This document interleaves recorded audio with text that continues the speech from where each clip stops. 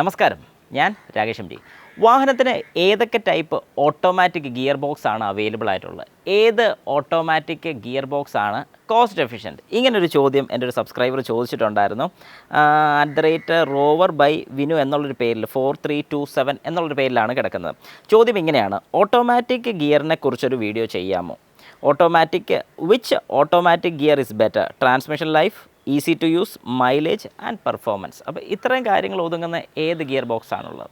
ശരിക്കും പറഞ്ഞാൽ മൊത്തം 5 ട്രാൻസ്മിഷൻ ഗിയർ ബോക്സുകളാണ് നമുക്ക് മെയിൻലി അവൈലബിൾ ആയിട്ടുള്ളത്. അതിൽ ഏറ്റവും കൂടുതൽ യൂസ് ചെയ്യുന്ന 3 ടൈപ്പുകളാണ്. 5 ടൈപ്പിൽ ഒന്ന് IMT ഗിയർ ബോക്സ്, അതായത് intelligent manual transmission gear box വരുന്നുണ്ട്. CVT വരുന്നുണ്ട്, കണ്ടിന്യൂസ്ലി വേരിയബിൾ ട്രാൻസ്മിഷൻ വരുന്നുണ്ട്. Torque converter type gear box വരുന്നുണ്ട്. DTC അതായത് ഡ്യുവൽ ട്രാൻസ്മിഷൻ ക്ലച്ച് വരുന്നുണ്ട്. അഞ്ചാമത്തത് AMT transmission, automated manual transmission. ഈ ഒരു 5 ട്രാൻസ്മിഷൻസ് ആണ് നമുക്ക് മെയിനായിട്ട് അവൈലബിൾ ആയിട്ടുള്ളത്. അപ്പോൾ ഇതിനകത്ത് നമുക്ക് പറയാൻ സാധിക്കുകയാണെന്നുണ്ടെങ്കിൽ 3 ടൈപ്പാണ് ഏറ്റവും കൂടുതൽ യൂസ് ചെയ്യുന്നത്. ഒന്ന് ടോർക്ക് കൺവേർട്ടറും CVTയും AMT, ഇത്രയും കാര്യങ്ങളാണ് മെയിനായിട്ട് യൂസ് ചെയ്യുന്നത്. പിന്നെ IMT ഇപ്പം കൂടുതലും വന്നു തുടങ്ങുന്നുണ്ട്. ഹുണ്ടായിലൊക്കെയാണ് അത് ഫസ്റ്റ് ഇറങ്ങി തുടങ്ങുന്നത് IMT എന്ന് പറയുന്നത്. എൻ്റെ ഒരു അറിവിലാണ്. എന്തെങ്കിലും തെറ്റുണ്ടെങ്കിൽ ജസ്റ്റ് ഒന്ന് ക്ലാരിഫൈ ചെയ്യുക, അല്ലെങ്കിൽ ഒന്ന് കറക്റ്റ് ചെയ്തേക്കുക. അപ്പോൾ ഇതിനകത്തുള്ള വ്യത്യാസങ്ങൾ എന്താണെന്ന് ഞാൻ പറഞ്ഞുതരാം. IMT എന്ന് ഉദ്ദേശിക്കുന്ന വാഹനങ്ങളിലെ നോർമൽ ഗിയർ ബോക്സ് പോലെ തന്നെ ഒരു ഗിയർ ബോക്സ് ഉണ്ട്. ഗിയർ ഷിഫ്റ്റിംഗ് ഉണ്ട്, അതായത് ഫസ്റ്റ്, സെക്കൻഡ്, തേർഡ്, ഫോർത്ത് എന്നൊക്കെ പറയുന്ന അതേ ഗിയർ ഷിഫ്റ്റിംഗ് ഉണ്ട്. പക്ഷേ ക്ലച്ച് മാത്രമേ ഇല്ല. ശരിക്കും പറഞ്ഞാൽ ഒരു AMT ആയിട്ട് തന്നെ നമുക്കൊന്ന് സാമ്യപ്പെടുത്താൻ സാധിക്കും. കാരണം AMT വാഹനങ്ങൾക്കും ഈ പറഞ്ഞ പോലെ ക്ലച്ച് ഇല്ല, പക്ഷേ ഇതിനകത്ത് നമുക്ക് ഗിയർ ഷിഫ്റ്റിംഗ് AMTക്ക് വരുന്നില്ല. മറ്റതിന് ഗിയർ ഷിഫ്റ്റിംഗ് വരുന്നുണ്ടെന്ന് മാത്രമേ ഉള്ളൂ. ബാക്കിയുള്ളതെല്ലാം ആസ് ഇറ്റ് ഈസ് സെയിം ആണ്. കോസ്റ്റ് എഫിഷ്യൻറ്റ് കുറച്ചുകൂടെ നോക്കുകയാണെങ്കിൽ IMTക്ക് കുറച്ചുകൂടെ കോസ്റ്റ് എഫിഷ്യൻ്റ് ആയിരിക്കും, കുറച്ചുകൂടെ റേറ്റ് കുറവായിരിക്കും. മീൻസ് ആ ഒരു ഗിയർ ബോക്സിന് റേറ്റ് കുറവാണ്, വണ്ടിക്ക് റേറ്റ് കുറവെന്നല്ല ഞാൻ പറഞ്ഞത്. ആ ഒരു ഗിയർ ബോക്സിന് കുറച്ച് റേറ്റ് കുറവായിരിക്കും. അതിനകത്ത് നമ്മൾ ഗിയർ ഷിഫ്റ്റിംഗ്, അതായത് നമ്മൾ മാനുവലായിട്ട് ഓരോ ഷിഫ്റ്റിംഗ് ചെയ്യുന്നുണ്ട്, 1, 2, 3 ഷിഫ്റ്റ് ചെയ്യുന്നുണ്ട്. നമ്മളെപ്പോഴാണോ ഈ കൈയുടെ ചെയ്തിട്ട് ഫോഴ്സ് കൊടുക്കുന്നതിനനുസരിച്ചാണ് അവിടെ ക്ലച്ച് അപ്ലൈ ആവുന്നത്. ഈ വാഹനങ്ങൾ IMT എന്ന് പറയുന്ന വാഹനങ്ങൾക്ക് ക്ലച്ച് ഉണ്ട്. അപ്പം ഇനി അടുത്തൊരു ട്രാൻസ്മിഷൻ. അപ്പോൾ ആ ട്രാൻസ്മിഷൻ എങ്ങനെയുണ്ടെന്ന് ചോദിച്ചു കഴിഞ്ഞാൽ കുഴപ്പമില്ല. കമ്പാരിറ്റീവ്ലി AMT വാഹനങ്ങളെ കഴിഞ്ഞും റേറ്റ് കുറച്ചുകൂടെ കുറവായിരിക്കും. ഗിയർ ബോക്സിന് ഞാൻ പറഞ്ഞ പോലെ മാറ്റാൻ വേണ്ടിയിട്ട് ഒരു ആക്ച്വേറ്ററോ കാര്യങ്ങളൊന്നും അവിടെ വരുന്നില്ല, അതായത് ഒരു ഹൈഡ്രോളിക് യൂണിറ്റോ കാര്യങ്ങളൊന്നും വരുന്നില്ല ഗിയർ ഷിഫ്റ്റ് ചെയ്യാൻ വേണ്ടിയിട്ട്. അതുകൊണ്ടാണ് അത്രയും റേറ്റ് കുറവ് വരുന്ന IMT വരുന്ന സമയത്ത്. ഇനി അടുത്ത് നമുക്ക് AMTയെ കുറിച്ച് നോക്കാം. AMT നോക്കുകയാണെങ്കിൽ സെയിം ഞാൻ ഈ പറഞ്ഞ പോലെ IMTയുടെയൊക്കെ ഏകദേശം സെറ്റപ്പ് തന്നെയാണ്.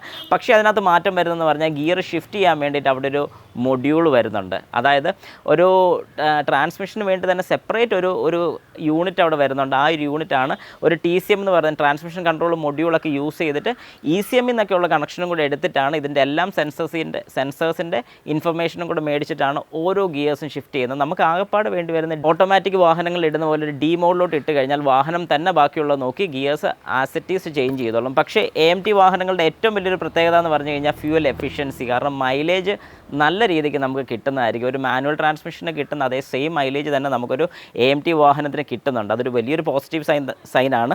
AMTക്കും ഞാൻ ഈ പറഞ്ഞ പോലെ IMT വാഹനങ്ങൾക്കും ഈ രണ്ടിനും മൈലേജിൻ്റെ ഒരു കാര്യത്തിൽ ഒട്ടും കുറവ് പറയാനല്ല. നോർമൽ ഒരു മാനുവൽ ട്രാൻസ്മിഷൻ ഗിയർ ബോക്സിന് കിട്ടുന്ന സെയിം വാഹനത്തിന് കിട്ടുന്ന മൈലേജ് തന്നെ നമുക്ക് കിട്ടുന്നുണ്ട്.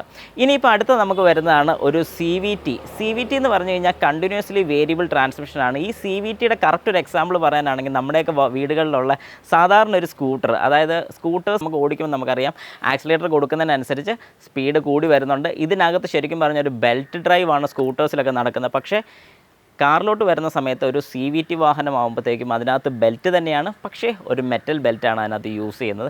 ഈ മെറ്റൽ ബെൽറ്റ് വർക്ക് ചെയ്യുന്നതെന്ന് പറഞ്ഞു കഴിഞ്ഞാൽ സ്പീഡിനനുസരിച്ച് 2 പുള്ളിയാണ് ഷിഫ്റ്റ് ചെയ്യുന്നത്. അതായത് ഒരു പുള്ളിയിൽ നിന്ന് അടുത്ത പുള്ളിയിലോട്ട് സ്പീഡ് കൂടുന്നതിനനുസരിച്ച് കൂടുകയും കുറയുകയും ചെയ്യുന്നതിനനുസരിച്ചാണ് സ്പീഡ് കൂടുന്നത്.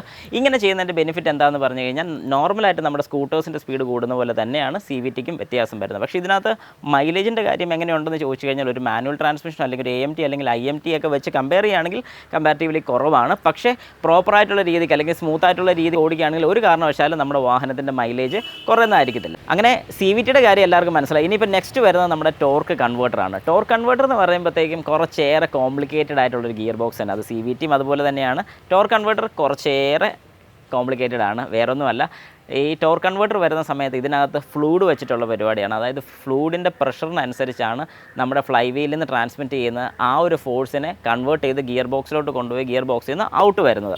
അപ്പോൾ ശരിക്കും പറഞ്ഞാൽ ഇതിന് വരുന്ന ഏറ്റവും വലിയൊരു കുഴപ്പം അല്ലെങ്കിൽ ഇതിന് വരുന്നൊരു പ്രശ്നമെന്ന് പറഞ്ഞു കഴിഞ്ഞാൽ കംപ്ലയിൻറ്റ്സ് കുറവാണ്. പക്ഷേ കംപ്ലയിൻറ്റ് വന്നു കഴിഞ്ഞാൽ റിപ്പയറിംഗ് കോസ്റ്റും കാര്യങ്ങളൊക്കെ വളരെ കൂടുതലായിരിക്കും. മൈലേജ് അല്ലെങ്കിൽ ഫ്യൂൽ എഫിഷ്യൻസി കമ്പാരിറ്റീവ്ലി വളരെ കുറവാണ്. ബാക്കിയുള്ള ഈ പറഞ്ഞ ഗിയേഴ്സ് എല്ലാം വെച്ച് നോക്കുകയാണെങ്കിൽ കമ്പാരിറ്റീവ്ലി വളരെ കുറവാണ്.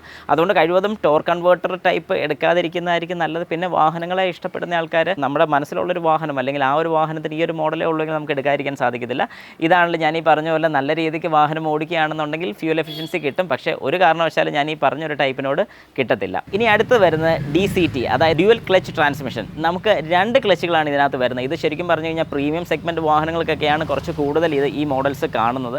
സ്പോർട്സ് കാർ, റേസിംഗ് കാർസിനൊക്കെയാണ് കൂടുതലും വരുന്നത്. അതായത് BMW, Audi ആ ഒരു സെഗ്മെൻറ്റിലൊക്കെ വന്നുകൊണ്ടിരിക്കുന്നതാണ്. ഇപ്പം നോർമലായിട്ടുള്ള കേസിൽ താഴോട്ട് ഇറങ്ങി വരുന്നുണ്ട്, ഇല്ലെന്നല്ല ഞാൻ പറയുന്നില്ല. പക്ഷേ ഇതിൽ ശരിക്കും പറഞ്ഞാൽ 2 ക്ലച്ചുകളാണ് ഉപയോഗിക്കുന്നത്. ഓട്ടോമാറ്റിക്, ബാക്കിയുള്ള എല്ലാം ആസെറ്റീസ് ഓട്ടോമാറ്റിക് ഉള്ള ട്രാൻസ്മിഷനും കാര്യങ്ങളൊക്കെയാണ് ഇതിനകത്ത് വരുന്നത്. ഈ മോഡൽസിനൊക്കെ ശരിക്കും പറഞ്ഞാൽ നമ്മുടെ പാഡിൽ ഷിഫ്റ്റും കൂടെ വരുന്ന ടൈപ്പാണ് വരുന്നത്. അപ്പോൾ നമുക്ക് മാനുവലായിട്ട് തന്നെ ഇതിനെ ട്രാൻസ്മിറ്റ് ചെയ്യാൻ സാധിക്കുന്നുണ്ട്. നമ്മുടെ സ്റ്റിയറിംഗ് വീലിലുള്ള പാഡിൽ ഷിഫ്റ്റ് വെച്ച് തന്നെ നമുക്ക് ട്രാൻസ്മിഷൻ സ്മൂത്ത് ആക്കാൻ സാധിക്കുന്നുണ്ട്. മൈലേജ് വൈസ് വെച്ച് നോക്കുകയാണെങ്കിൽ കമ്പാരിറ്റീവ്ലി ഓക്കെ ആണെന്ന് മാത്രമേ പറയാൻ സാധിക്കത്തുള്ളൂ. ഈ പറഞ്ഞ 5 ഏറ്റവും മൈലേജ് കിട്ടുന്ന മോഡൽസ് എന്ന് പറഞ്ഞു കഴിഞ്ഞാൽ AMT അല്ലെങ്കിൽ IMT, ഈ രണ്ടിനും നല്ല രീതിക്ക് കമ്പാരിറ്റീവ്ലി മൈലേജ് കൂടുതലുണ്ട്. പിന്നെ നമുക്ക് പറയാൻ സാധിക്കുന്ന ഒരു കാര്യം എന്ന് പറഞ്ഞാൽ CVTക്ക് മൈലേജ് ഉള്ളതാണ്. പക്ഷേ ഞാൻ ഈ പറഞ്ഞ പോലെ നമ്മൾ വാഹനം ഓടിക്കുന്ന രീതി പോലെ ഇരിക്കും. നല്ല രീതിക്കാണ് വാഹനം ഓടിക്കുന്നതെങ്കിൽ, ഒരുപാട് RPM കയറ്റാതെ മര്യാദയ്ക്കാണ് നമ്മൾ വാഹനം ഓടിക്കുന്നതെങ്കിൽ നമുക്ക് ഉറപ്പായിട്ടും ഫ്യൂൽ എഫിഷ്യൻസി കിട്ടുന്നതായിരിക്കും. പിന്നെ ബാക്കിയെല്ലാം അപ് ടു യു. വാഹനം എടുക്കുന്നൊരു വ്യക്തിയുടെയാണ് ഏറ്റവും വലിയൊരു കാര്യം എന്ന് പറയുന്നത്. അതായത് വാഹനം എടുത്ത് നമ്മൾ ഓടിക്കുന്ന രീതിയിലാണ് ഏറ്റവും വലിയ കാര്യം. അപ്പോൾ നിങ്ങൾ ഓടിക്കുന്ന രീതി പോലെ ഇരിക്കും നിങ്ങളുടെ വാഹനത്തിൻ്റെ മൈലേജ് കിട്ടുന്നത്.